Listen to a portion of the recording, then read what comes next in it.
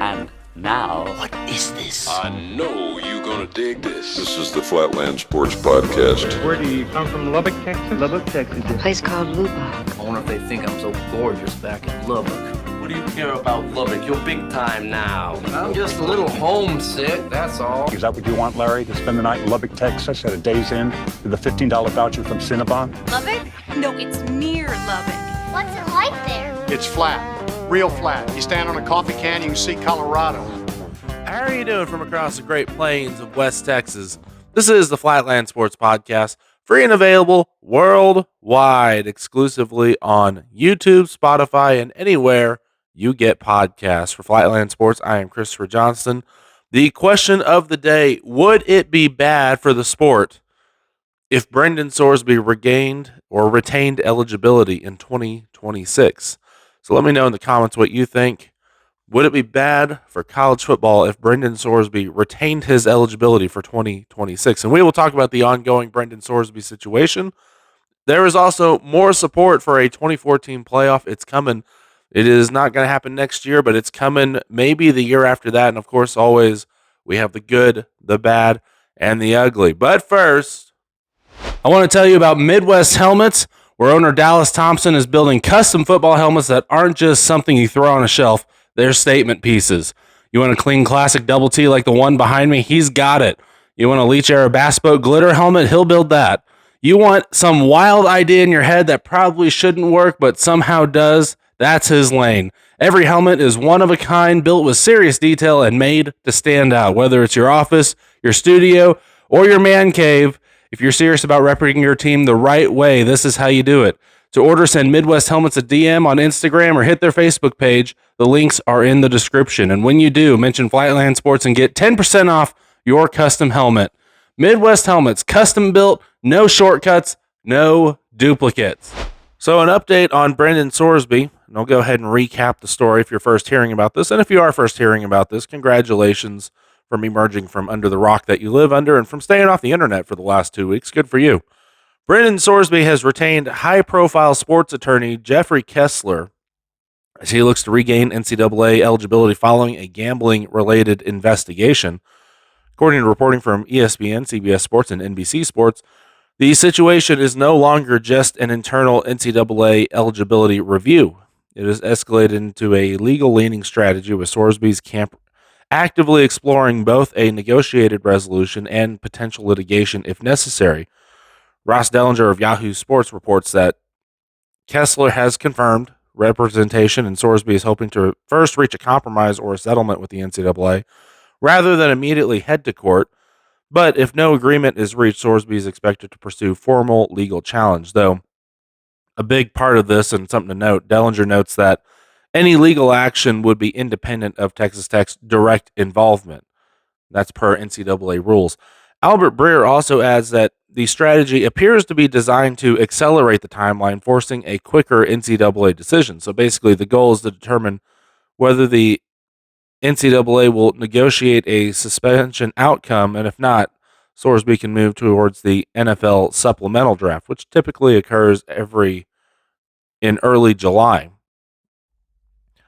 Other reporting from CBS and NBC Sports frames the situation as increasingly serious, emphasizing this is now a structured eligibility dispute with elite legal counsel involved, not just a routine disciplinary case. And the bottom line from the reporting is this is no longer just will Sorsby be suspended. It has now become a potential negotiation battle with the NCAA and a possible legal escalation path, and even a fallback exit to the supplemental draft, as we all kind of expected at this point. The key shift, though, is that Sorsby's camp is treating this as a leverage-driven process rather than just a passive disciplinary outcome as we expected originally. And, of course, a new update to the saga as I am recording this. State gambling regulators in multiple states have launched investigations into Texas Tech quarterback Brendan Sorsby's alleged betting activity, according to ESPN. The Indiana Gaming Commission and the Ohio Casino Control Commission are investigating Sorsby, who played at Indiana and Cincinnati before transferring to Texas Tech this offseason.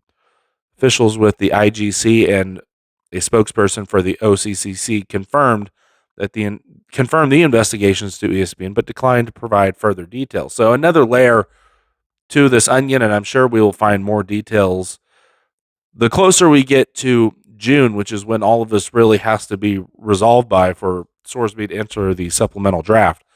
And you wonder, will the FBI get involved? How exactly did they find out is another question I have, because Sorsby was underage when he was making these bets. Therefore, he would have had to have placed these bets through, for lack of a better word, a proxy, aka a friend who has an app that he probably Venmoed money to. And do they actually have like cold, hard, legitimate proof that Sorsby made these bets? I don't know. What I do know, though, is that Brendan Sorsby has hired Jeffrey Kessler, who, if you don't know who Jeffrey Kessler is, he represented Tom Brady after Deflategate, got what was almost a career-ending suspension down to just I think it was 2 games. Also won the House versus the NCAA, which forced the NCAA to lift restrictions on revenue sharing. And Kessler's involvement now just makes the situation significantly more intriguing. I thought, as we sat right now, everything moving forward was basically a formality. We were just waiting for the NCAA to make their move, put the hammer down on Sorsby, and move on with everybody's lives. But if that's the case, why hire a lawyer at all? Well, there's multiple reasons for that. First of all, Sorsby wants to play for Texas Tech. He wants to regain his eligibility. No duh. You hire a lawyer to try to get your eligibility back. You're, at this point, probably going to make more money at Texas Tech than you are in the NFL. The other reason, as mentioned previously, is you want to try to push that decision up so that you can get into the NFL supplemental draft, which I was not fully familiar with the NFL supplemental draft. Basically, it's a extra draft that happens if there's a player who is suddenly available that NFL teams may be more interested in than your typical just undrafted free agent. And it's an incredibly rare occurrence. It happens less than every year. There's been essentially, I think, 45 players who have been drafted in the NFL supplemental draft. All of them have had controversies surrounding them. And 3, the state investigation changes things a little bit in terms of why you would want to hire an attorney, but not much. I think it was kind of expected when the story broke out and how large this story was that investigators at some point would get involved, particularly state gambling investigators for Ohio and Indiana. But like I said, too, I was expecting really the FBI to get involved at some point. They have not yet, but we'll see what happens. But if that's all it is, then why, and by all, if it's all just about kind of turning the wheels a little bit faster for the NCAA or trying to get into the supplemental draft, why hire Kessler at all? Why Kessler and not, Ted Liggett, some local yokel attorney here in Lubbock? Because what he basically did was he hired the real life equivalent of Saul Goodman, or maybe more accurately would be Jackie Childs from Seinfeld.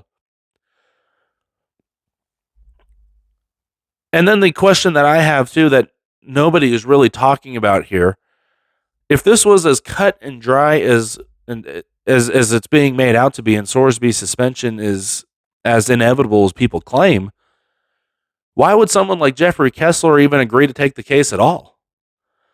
I get that billable hours are undefeated, and maybe this is just a big money grab. Maybe Kessler saw this is going to take 1 to 2 years of litigation, and the dollar signs popped up in his eyeballs. But Kessler really, to me, from what I've heard and what I've researched, he's not really somebody who's interested in wasting his own time nor wasting the time of his associates, who I'm sure if it was just a money grab, he would push the case on to. So is there more to this than we're being told? The longer we wait, the more and more layers of this onion seem to get peeled off. We find out new information every single day, so absolutely there's more to this than we're being told. I just want to know what exactly. And then don't discount the fact, too, that the NCAA is on a pretty hefty losing streak when it comes to lawsuits right now. So this is nowhere near as cut and dry as anybody is claiming right now. In fact, quite the opposite. But what exactly is the plan? Is there a loophole that was discovered that they're going to try to exploit? I doubt it. Because the rule that you can't bet on your own team is pretty airtight. It says in black and white, you cannot make bets on your own team, period. So the alternative plan would have to be to challenge either the legitimacy of the rule or perhaps the legitimacy of the NCAA itself. And if that's the case, this could already be one of the most consequential lawsuits and consequential stories of all of college athletics, with effects that are going to be similar to the NCAA versus the Oklahoma Board of Regents back in the 80s. We're talking everything you thought college football was and the way college football was structured getting completely destroyed and dismantled and rebuilt into something new. And heck, it's not like this is the first time that Texas Tech was involved in major shifts in college athletics. We all remember the Baker Mayfield rule. And if you don't remember the Baker Mayfield rule, basically the entire reason the transfer portal exists right now is because Baker Mayfield got pissed off at Cliff Kingsbury and wanted to start immediately at Oklahoma without losing eligibility.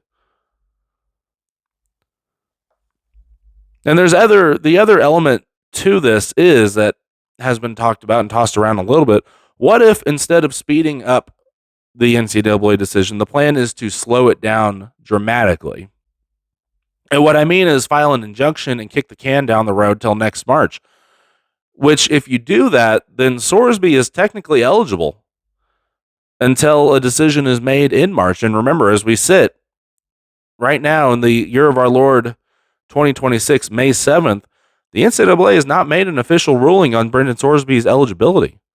Now, we assume, based on the rules, that an indefinite suspension is coming, but there's nothing, as we sit today, stopping him from playing football next fall. So if you kick the can down the road, there's no official ruling that says Brendan Sorsby can't play. Now, the risk is if we get to March and Sorsby is ruled ineligible by the NCAA, then the NCAA will, and brace yourself for this, vacate wins. So I say bring it on. Did vacating wins mean that Leonard Fournette didn't just make your defense look silly at the Texas Bowl in 2015? Did vacating wins affect Michigan, who just won 2 national championships in 2 separate sports last year? I mean, even in the slightest?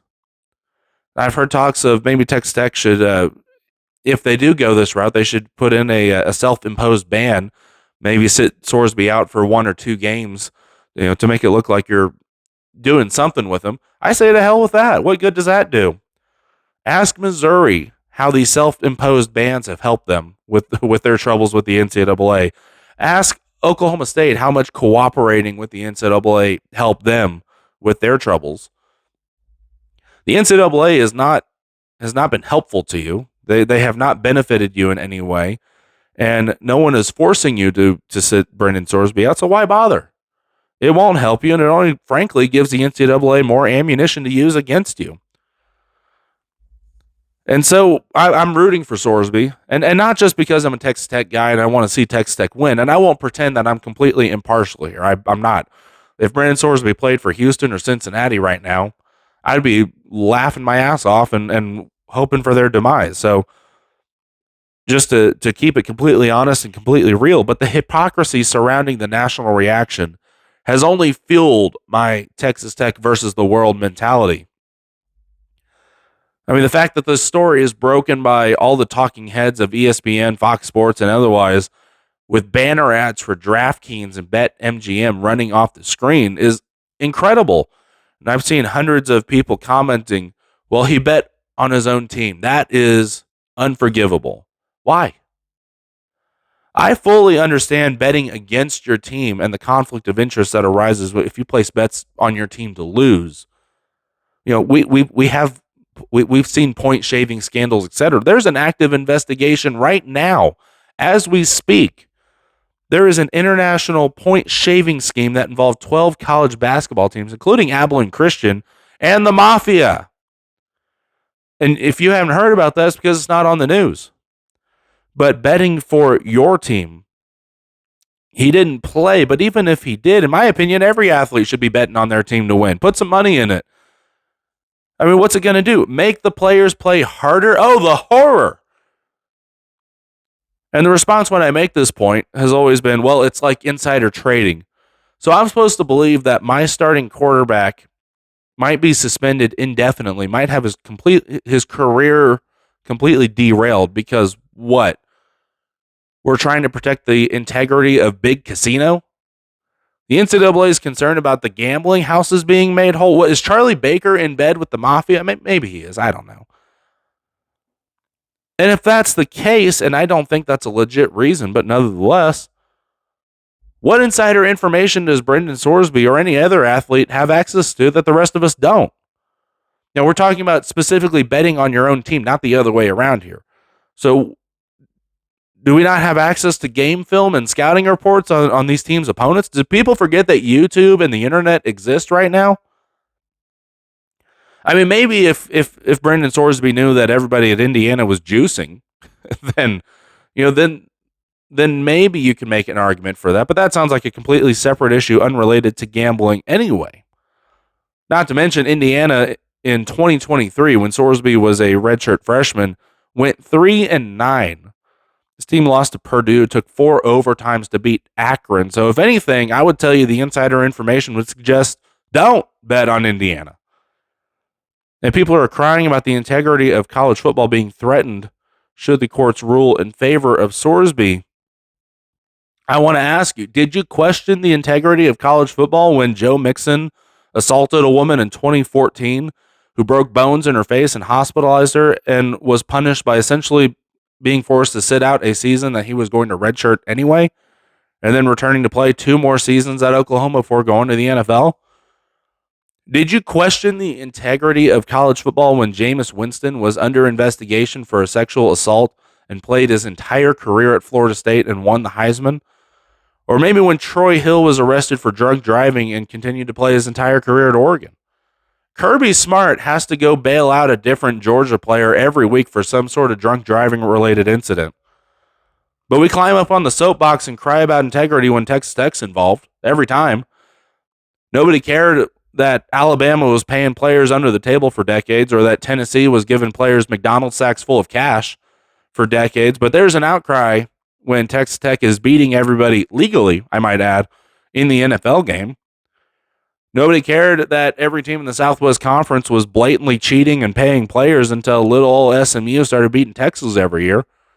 So respectfully, shut up. You don't care about the integrity of the sport. You care about preserving the status quo. And if you think otherwise, you're kidding yourself. Because if Brendan Sorsby had committed to LSU right now, first of all, you probably never would have heard about this story because Lane Kiffin would have covered it up. But even if it came to light, there wouldn't be some big media outcry about preserving the integrity of college football. It would just be another thing that happened in Baton Rouge. It would be breaking news for a day, and months later, LSU would get a slap on the wrist after playing Sorsby in the 2026 season.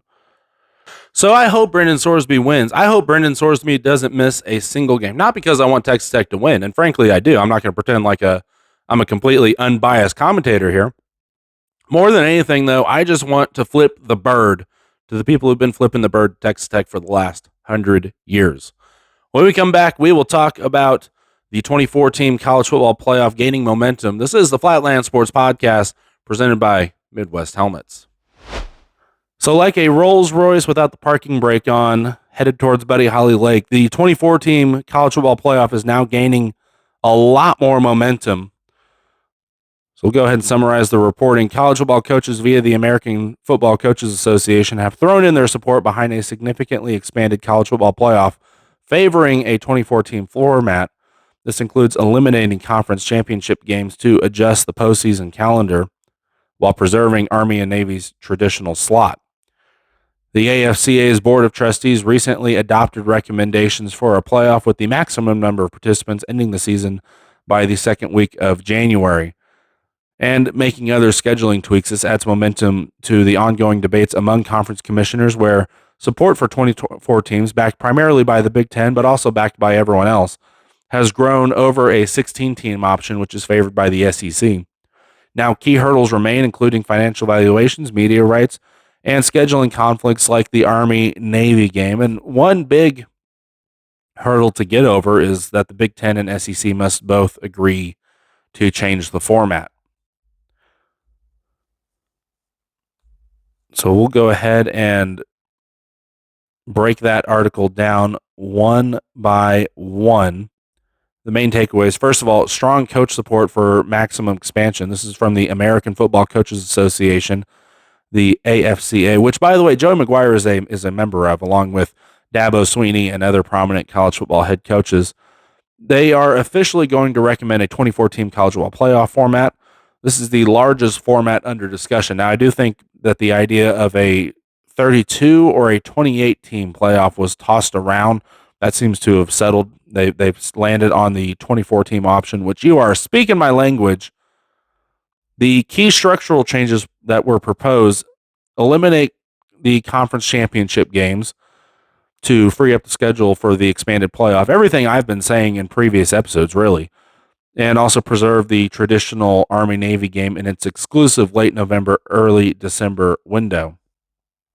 And end the entire playoff by the second week of January. Basically, all of the calendar issues that you have with the college football playoff now, you're going to fix by not having the stupid three-week long layoff in between the end of the season and the start of the college football playoff. You also limit teams to one bye week in the regular season, which as a Texas Tech fan in the Big 12, you're pretty much used to that, and that's how it should already be. And that's how the NFL does it, by the way, too. Teams don't take more than one off week. Now, the current dynamics, the Big Ten strongly favors 24 teams. This was their idea, and this was also an idea that Brett Yormark of the Big 12 backed and maybe kind of helped pitch to the Big Ten. The SEC has always preferred 16 teams, and no duh, the SEC wants less. They want to continue gatekeeping the sport. They want to maintain the perception that the SEC is still the best conference in college football, aka it just means more. But in order to do that, they need to play less football games because they keep getting beat on the field. Now, the Big Ten still understands being screwed over by ESPN. I mean, we all remember Kirk Herbstreit blasting Indiana in the first 12-team playoff after Indiana lost in their second round. Never mind the fact that he was making these comments, by the way, after the Tennessee blowout, getting blown out on their own field in their first game. Now, recent movement, the Big 12, ACC, and Notre Dame are shifting towards the 24-team model. They are all starting to throw support behind it. And no surprise, too, because, again, these are conferences, and Notre Dame included, that are most likely to get screwed over by ESPN as being not the SEC. One of the bigger hurdles, both major conferences must agree for any change to happen. And that might be, to me, the most frustrating part, because at this point, you could have just outvoted the SEC had the Big Ten not gotten power hungry. And the Big Ten would have the ability to just outvote the SEC right now. The alliance could be alive and well, is what I am saying. But the Big Ten wanted to be in cahoots with the SEC and try to push out everyone else. And now it seems like the Big Ten aligns more ideologically with everyone else than they do the SEC.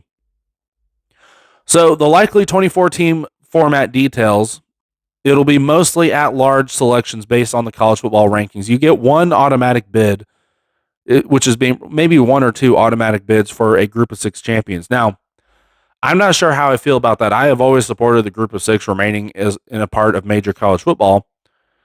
But I think if you're going to do, I don't understand the purpose behind giving the group of six conference champion an automatic bid, but not the Power Four conference champion an automatic bid. Frankly, I would prefer 10 automatic bids. Every single Division I FBS team, if you win your conference, you should get in. I know that's not going to happen. That toothpaste was out of the bottle a long time ago. But like I said, it's strange that you give a group of six an auto bid and not a Power Four. And I would wager a guess that this might actually be part of, if you let me put my tinfoil hat on for a second, giving the group of six one automatic bid and not Power Four automatic bids opens the door for a future where you get to question why the group of six gets to be automatically involved at all. And the group of 6, definitely in a 24-team format, the most likely teams and most likely conferences to get pushed out altogether. Kind of like what we saw with BYU in the last college football playoff.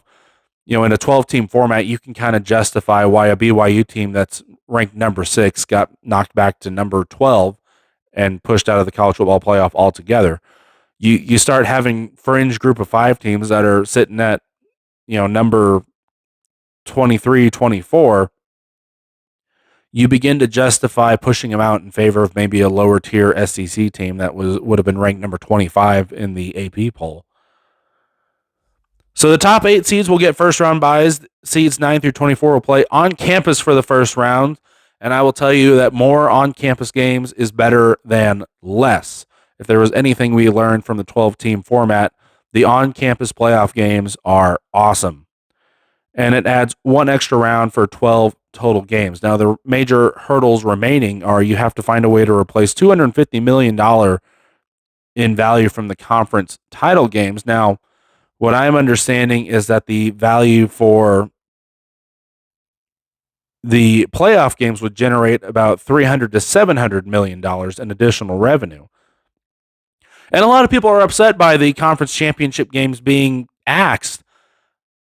I want to ask you, though, at this point, what purpose do they even serve? Basically, they're a penalty for the best teams in the conference, giving teams that finish lower in the conference standings a bye week. And because of the SEC and ESPN whining about how unfair the auto buys were for the lesser conference champions, there's no reward now for winning a conference championship game. This format does not include an automatic bid for winning your conference. Doesn't include an automatic buy for winning your conference. And frankly, we don't need them. People forget that conference championship games are still relatively new in the grand scheme of college football. They started in the early 90s with the SEC, and it was a wild concept then. People, for the most part, just like the NFL does today, value just winning your conference in the regular season. I would tell you conference championship games don't serve a purpose anymore. The sport has outgrown them.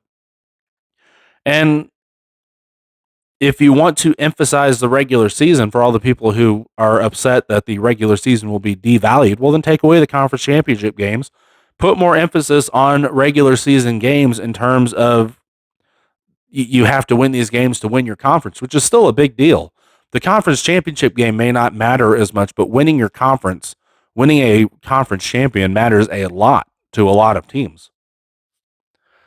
Now, as I mentioned, new playoff games could generate $300 to $700 million in additional revenue, but the exact financial splits and media rights deals are still unresolved. That is, as we sit right now, the biggest holdup from the 24 team being implemented.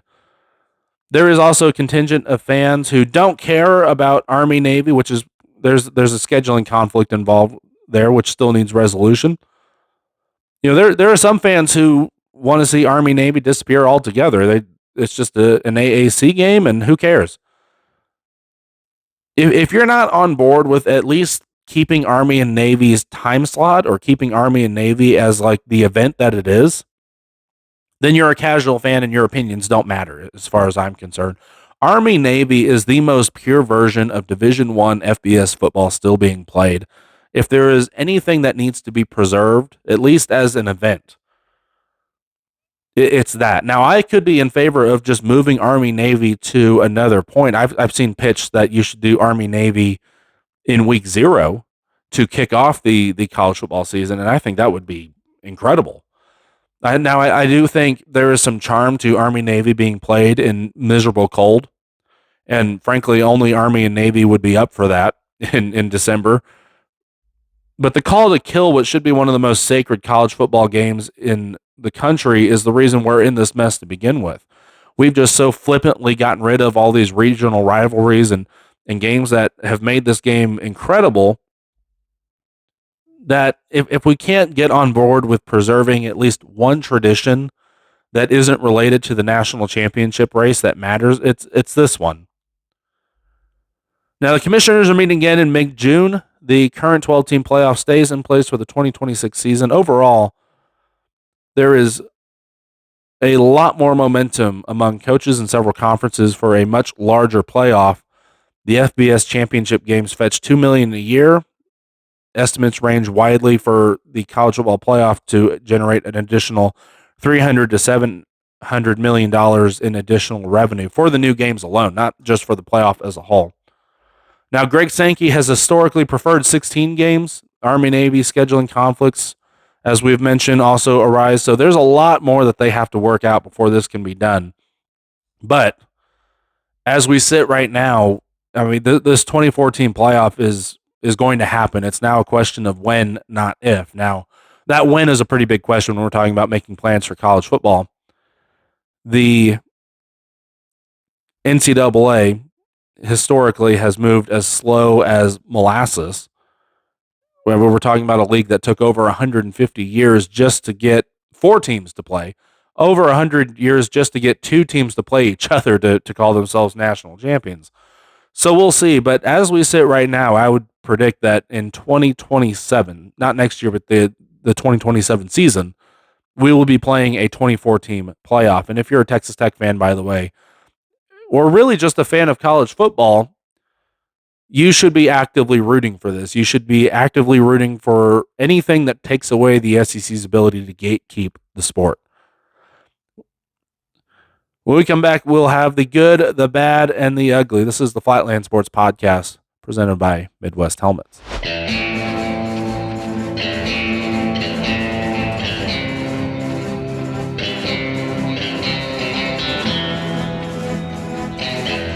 Back for one more. This is the good, the bad, and the ugly. Let's start with the good. It's good. It's good. It's good. I just found out this morning Paramount Plus is in Lubbock. They're filming a documentary about Texas Tech football.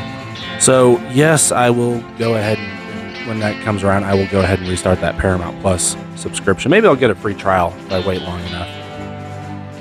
But more national attention on Texas Tech for any reason is definitely good national attention. Now, of course, they're here right now with no football games being played and a massive scandal involving the quarterback. So, maybe this will turn into a bad later. But as we sit right now, pretty excited about that. Let's move on to a bad. Whoa. This is worthless. It's less than worthless, my boy. Per Pete Thamel, there's NCAA committee calls scheduled for Thursday today that are expected to be the final steps for the formalization of the men's and women's basketball tournaments expanding to 76 teams. So RIP 64 team or 68 team NCAA tournament. Call the time of death today, May 7th. It's over. We loved you. We loved everything about you. I didn't want you to change at all. Now, I still agree that more basketball is better than less basketball. I think we will at some point come to embrace 76 teams. And then eventually when they decide to expand this thing to 103 teams or whatever it's going to be, we'll probably lament the death of 76 teams in 20 years in the future. But for today, the NCAA basketball tournament was perfect in every possible way. It didn't need to change, but here we are. And as I mentioned before, it does help the Big 12 significantly, not just in football and basketball, but in football as well, as it gives you a little bit more leverage against the SEC when it comes to having something to threaten them with when they threaten to keep you out of the college football playoff. That was the whole point of this whole negotiation in the first place. And let's do an ugly. It's hideous. Oh, that's not very nice. It's just a donkey. Josh Pate, who's someone I listen to a lot, I respect a lot, I love his show, had one of the worst takes I have ever seen a personality have in regards to the 2014 playoff. And I'll read his quote. I'll put his tweet on the screen. He says, "Surely I haven't listened to coaches trash participation trophy culture for a decade, only to watch them attempt to build one themselves." And what he's referring to is the Coaches Association pushing the idea for the 2014 playoff that we talked about previously in the show. What I want someone to answer, Pate to answer. I want anybody answer this who believes that a 24 team is a participation trophy. How exactly can you call 24 teams competing for one trophy together, a participation trophy scenario, over what was previously 12 teams competing for a participation trophy, but mainly 24 teams competing for one trophy versus 60 teams competing for 30 trophies? Like, the entire college football setup for 150 years has been based on participation trophies. We're trying to get out of participation trophies and just have one trophy. And for whatever reason, I've seen people call this a participation trophy by having an expanded. No, you don't get a trophy out of it by participating in it. You have to get a trophy to participate to call it a participation trophy. This is actually just teams competing to win a national champion. This is the opposite of participation trophy. Before, you had two teams compete for a national championship to get that trophy, and everyone who didn't make the national championship got to play in a consolation game to win another trophy. And some of those trophies were worth as much as national championship trophies in some teams' eyes. So, no, this is not participation trophy culture. This is the exact opposite. This is trying to dismantle the participation trophy culture that has had a hold of college football for over 150 years. And if you can't see that, it's because you don't want to see that. And frankly, the only reason to be against the 2014 playoff right now is, as they said in Wreck-It Ralph, it is new, it is different, therefore we should fear it. Nothing more, nothing less. So, like I said, I love Josh Pate, but that is just one of the all-time worst takes I have ever seen from him or from, frankly, most media personalities. Not saying a lot because I've watched ESPN the last decade. That's all I've got for you. If you made it through with me, thank you so much. Please take a moment to like and subscribe to the channel. It is free for you. It helps me tremendously. I'll be back next week. And of course, the Flatland Sports Minute has new episodes daily. Flatland Sports Podcast is available on YouTube, Spotify, and any other major platform where you get podcasts from. For Flatland Sports, I am Christopher Johnston.